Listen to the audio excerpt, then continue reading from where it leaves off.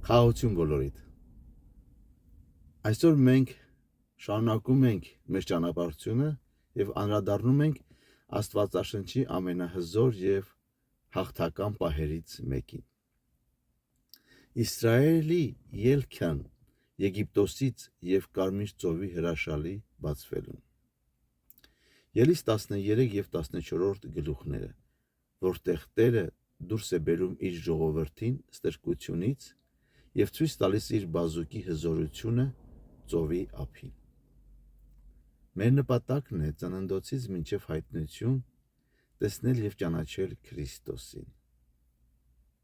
եւ կիրառել նրա խոսքը մեր կյանքում։ 13-րդ գլխում ելիցի Աստված հրամայում է սրբագործել բոլոր անդրանիկներին։ Սա հիշեցնում էր, որ նրանք փրկվել են գառան այրունով։ Այնուհետև տեսնում ենք Աստծո առաջնորդությունը, ամպի սյունը, ցերեկը եւ կրակի սյունը գիշերը։ Հիսուսը այստեղ մեր ճշմարիտ անդրանիկն է, ով իրեն զոհաբերեց, որպեսզի մենք ապրենք։ Նա նաև մեր աշխարհի լույսն է։ Ինչպես ամպի եւ կրակի սյունը երբեք չհեռացան ժողովրդի առջևից,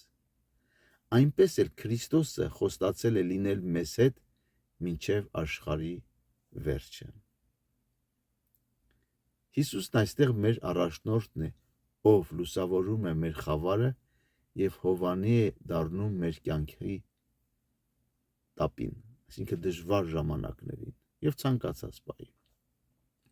14-րդ գլխում Իսրայելը հայտնվում է անելանելի վիճակում, առջևում ծովն է, հետևում փարավոնի զորքը, բայց Մովսեսը ասում է. մի վախեցեք, կանգնեցեք եւ տեսեք Տիրոջ փրկությունը։ Ծովը բաժանվում է եւ ժողովուրդն անցնում է չոր գետնով, ցամաքով։ Սա Հիսուս Քրիստոսի հարության եւ մեր մկրտության հզոր պատկերն է։ Ինչպես առաջի Կորինթացիների 10:1-2-ն ասում է, մեր հայրերը ամպի տակ էին եւ բոլորն անցան ծովի միջով եւ բոլորը մկրտվեցին Մովսեսի ձեռքով ամպի մեջ եւ ծովի մեջ։ Հիսուսը այստեղ մեր ճանապարհն է, այնտեղ որտեղ ճանապարհ չկա, ինչպես Հովհաննեսի 14:6-ն ասում է, ես եմ ճանապարհը, ճշմարտությունը եւ կյանքը։ Նա մեր ճանապարհն է, սիրելիներ։ Ինչպես ծովը կլանեց թշնամուն, այնպես էլ Քրիստոսի մահն ու հարությունը կլանեցին մահը եւ սատանայի եւ դիվական ողջորությունը։ Հիսուսը մեր հաղթանակն է, ով մեզ անցկացրեց մահվան ջրերի միջով դեպի նոր կյանք։ Այսօրվա դասը մեզ համար թանկագիններ, սա է, երբ ես եւ դու կանգնած ենք մեր կյանքի կարմիր ծովերի առջև, չնայենք ալիքներին, այլ նայենք մեր Փրկչին։